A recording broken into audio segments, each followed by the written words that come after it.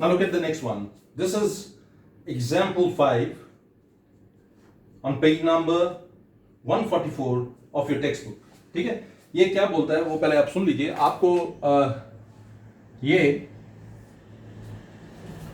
मैं क्वेश्चन आपको बोलकर दिखाता हूं. ये एग्जाम्पल 5 है. Show that the bisectors of angles of a parallelogram form a rectangle. मतलब ये कि आपके पास ये एक पैरेललोग्राम है. ठीक है जी, we have a parallelogram. This is a parallelogram. Okay, ये एक पैरेललोग्राम नाम दे देते हैं ए बी सी डी. क्या गिवन है मैं फिर से बता दूं कि ए बी सी डी क्या है, एक पैरेललोग्राम है. ये आपको गिवन कि ए बी सी डी एक पैरेललोग्राम है, ये गिवन है आपको. Okay, A B C D is a parallelogram.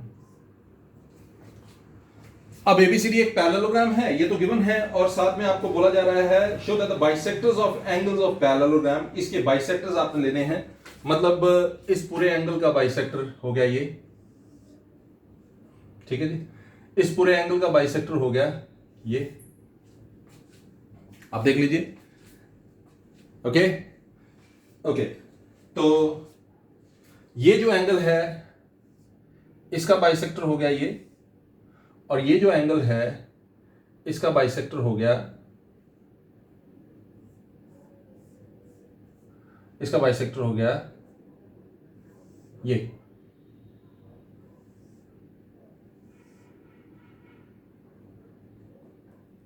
अब देखिए, मैं कोई आर्टिस्ट नहीं हूं, इतना परफेक्ट शायद डायग्राम ना बने, लेकिन आप समझ गए होंगे क्या है. मैं फिर से रिपीट कर देता हूं.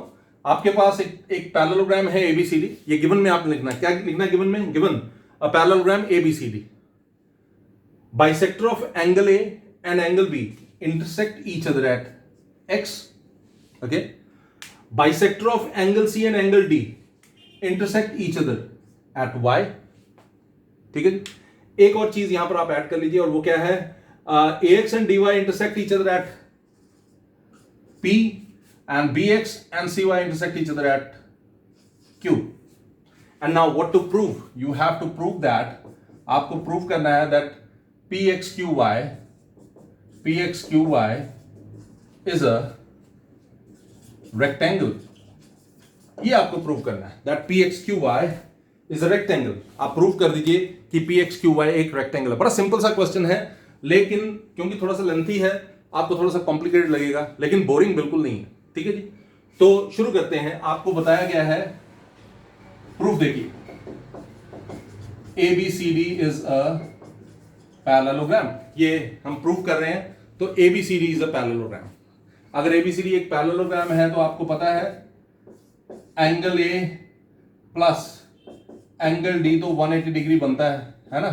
को इंटीरियर एंगल्स हैं ये. एक पैरेललोग्राम का मैंने आपको बताया था, ये जो को इंटीरियर एंगल्स होते हैं, ये साथ साथ वाले जो इंटीरियर एंगल्स होते हैं, इनका सम 180 डिग्री होता है. मतलब angle A plus angle D क्या होगा? 180 डिग्री. मैंने वही लिखा, angle A plus angle D 180 degree. अब मैं इसका हाफ कर देता हूं.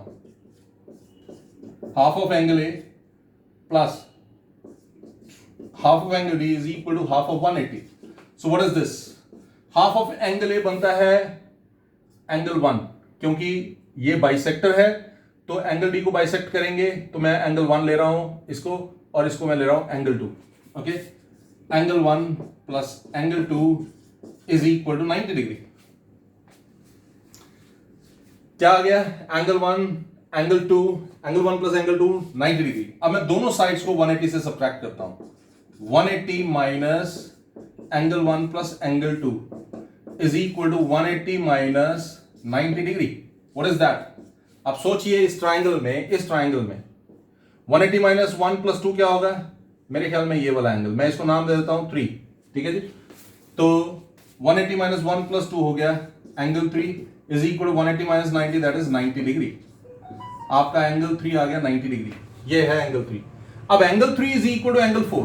Okay, angle 3 is equal to angle 4, which implies angle 3 is equal to angle 4 is equal to 90 degree. Why? Vertically opposite angles. Angle 3 is equal to angle 4 is equal to 90 degree. आपने angle 4 को भी 90 degree बना दिया. ठीक है जी. अब चलते हैं थोड़ा सा और आगे. अब यहां पर क्या करना है वो भी देख लीजिए। इसी तरह से आप कह सकते हैं, तो सिमिलरली आप कह सकते हैं this angle 5 is equal to 90 degree. Similarly angle 5 is equal to 90 degree. ठीक है जी। अभी अभी आपने क्या किया, दो चीजें प्रूव की, एंगल 4 90 डिग्री और एंगल 5 भी 90 डिग्री। ठीक है जी। मैं फिर से एक बार आपको बता दूं, मैंने सबसे पहले लिया angle A plus angle D 180 degree, half of angle ए हो गया 2, हाफ ऑफ एंगल डी हो गया 1। ठीक है जी। इस तरह से हमने इसको सॉल्व किया, half of angle A plus half of angle D is equal to, ठीक है जी, तो 1 प्लस 2 इज इक्वल 90 डिग्री। एक और बात बता दूं, ये हाफ ऑफ डी है वो एंगल 1 है यहां पर, और हाफ ऑफ एंगल ए है वो 2 है, तो मैंने आगे पीछे कर दिया लेकिन उससे कोई फर्क नहीं पड़ेगा, आप ध्यान से कीजिएगा। Angle 1 plus 2 is equal to 90 degree.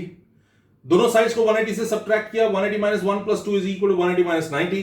180 minus 1 plus 2, इस ट्राइंगल में 180 1 प्लस 2 माइनस कर देंगे अगर 180 में से, तो एंगल 3 बनता है, वो मैंने लिखा। एंगल 3 इज इक्वल 90 डिग्री, और 3 जो है 4 के बराबर है, वर्टिकली ऑपोजिट एंगल्स। ठीक है जी। तो इस तरह से एंगल 4 90 डिग्री हो गया, और इसी तरह से आपने करना है एंगल 5 भी 90 डिग्री होगा। ठीक है। अगर नहीं पता लगे तो मैं आपको बता देता हूं, B plus C 180 degree, half of B plus C मतलब ये वाला एंगल, हाफ ऑफ सी मतलब ये वाला एंगल, इन दोनों का सम हो गया हाफ ऑफ 180 यानी कि 90। तो आपके पास ये एंगल आ जाएगा, ये पूरा एंगल 90 डिग्री, तो इसके ऑपोजिट है angle 5, angle 5 equal 90 degree. Exactly ऐसे ही करना है। ठीक है।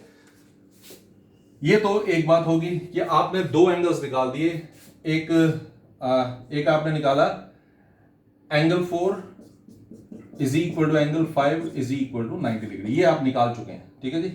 अभी अभी आपने क्या निकाला, angle 4 is equal to angle 5 is equal to 90 degree, ये आपने अभी अभी निकाला है। अब मैं आगे करने जा रहा हूं, जरा नोटिस कीजिएगा, आप ध्यान दीजिएगा। Now angle A plus angle B is 180 degree. ठीक है जी। ये है एंगल ए, ये है एंगल बी 180 डिग्री। रीजन वही जो हमने ए प्लस डी के लिए दिया, तो half of angle A plus half of angle B is half of 180 degree. So what is that? What is half of angle A? Angle A का half मैं ले लेता हूं ये वाला, अब 2 नहीं लूंगा, मैं ये लूंगा। ठीक है जी। एंगल 6, और हाफ ऑफ एंगल B मैं ले लेता हूं angle 7। Angle 6 plus angle 7 is 90 degree. Okay. Angle 6 plus angle 7 is 90 degree. जरा नोटिस कीजिए ए एक्स बी को, ये है ए एक्स बी इस तरह से।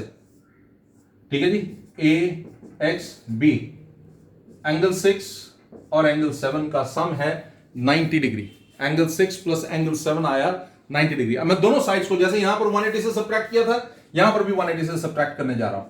180 minus angle 6 plus angle 7 is equal to 180 minus 90 degree. 180 minus 6 plus 7 is equal to 180 minus 90। So what is that? 180 minus 6 plus 7 क्या होगा? 180 माइनस 6 प्लस 7 होगा ये वाला एंगल। ठीक है जी। मैं इस एंगल को नाम दे देता हूं, मैं इसको नाम दे देता हूं एंगल 8। आई एम श्योर कि आपको ये दिख रहा होगा, अंदर बड़ा होश पोश हो गया, लेकिन आई एम श्योर कि आपको ये पता लग रहा होगा। ये है एंगल 8। अगर नहीं आपको पता लग रहा तो मैं थोड़ा सा एरो डाल के आपको बता देता हूं। ये है एंगल 8। ठीक है जी। ये एंगल 8 है। ओके। वैसे आप इसको डायरेक्ट इधर ही लिखिए, मैं किसी और पेन के कलर के मार्कर से लिख रहा हूं, आप देखिए ध्यान से। ये है एंगल 8। आई एम श्योर कि आपको ये दिख रहा होगा। ओके। ये है एंगल 8। ओके। तो आपके पास आ गया angle 8 is equal to 90 degree. Angle 8 90 degree. Okay. Similarly angle 9 is equal to 90 degree. तो कहां होगा एंगल 9? ये है एंगल 9। ठीक है जी। एंगल 8 भी 90, एंगल 9 भी 90। अब देखिए हमने क्या किया, इन क्वाड्रिलेटरल PXQY क्वाड्रिलेटरल में आपने क्या प्रूव किया? Angle 4 is equal to angle 5 is equal to angle 8 is equal to angle 9. Okay. आपने प्रूव किया कि angle 4 is equal to angle 5 is equal to angle 8 is equal to angle 9 is equal to 90 degree. मतलब ये जो quadrilateral है इसका हर angle 90 degree है। तो आपको पता होना चाहिए जब किसी क्वाड्रिलेटरल का हर एंगल 90 डिग्री होता है वो quadrilateral which employees quadrilateral PXQY is a rectangle, hence proved। इसलिए हम कहते हैं कि PXQY जो है वो एक रेक्टेंगल होगा। आई एम श्योर कि आपको ये कंसेप्ट जो है बड़े अच्छे से समझ आया होगा। मैं फिर भी आपके लिए एक बार फिर से रिपीट कर रहा हूं, आप ध्यान दीजिएगा। ABCD एक पैरेललोग्राम है जो कि आपको गिवन है। इसका मतलब है ये पूरा एंगल A और पूरा एंगल D इसका सम 180 डिग्री होगा। मैंने हाफ लिया, हाफ एंगल A का 1 हुआ, हाफ एंगल D का 1 हुआ, हाफ एंगल A का 2 हुआ, 1 + 2 हो गया 90 डिग्री। अब इस ट्राइंगल में PAD में 180 में से अगर मैं 1 + 2 को माइनस करूंगा तो वो हो जाएगा 3, है ना। तो 180 में से 1 + 2 को माइनस करने पर 3 हो गया। 180 में से 90 को माइनस किया तो 90, तो एंगल 3 हो गया 90। 3 90 है तो 4 भी 90 होगा। सिमिलरली एंगल 5 90 है, ठीक है। अब आपने क्या किया, अब angle A plus angle B लिया, 180 डिग्री हाफ किया उसका, तो हाफ ऑफ एंगल A हो गया 6, हाफ ऑफ एंगल B हो गया 7। तो दोनों को 180 से सब्ट्रैक्ट किया, 180 - 6 + 7 वो होगा 8। तो इस तरह से आपने एंगल 8 को 90 डिग्री बना दिया। अब एंगल 8 90 है तो ऑटोमेटिकली एंगल 9 भी 90 डिग्री होगा, क्योंकि एक क्वाड्रिलेटरल के एंगल्स का सम 360 डिग्री होता है। लेकिन मैंने इतना चक्कर में नहीं मैं पढ़ा, मैंने डायरेक्टली इसको लिखा। Similarly angle 9 = 90 degree. अब क्वाड्रिलेटरल PXQ में आपने अभी कहा कि एंगल 4 90 है, एंगल 5 90 है, फिर आपने कहा एंगल 8 90 है, फिर आपने कहा एंगल 9 90 है। तो एंगल 4 90, एंगल 5 90, एंगल 8 90, एंगल 9 90, सारे एंगल्स 90 डिग्री है, which shows that PXQY is a rectangle. It's quite simple. PXQY is a rectangle, hence proved.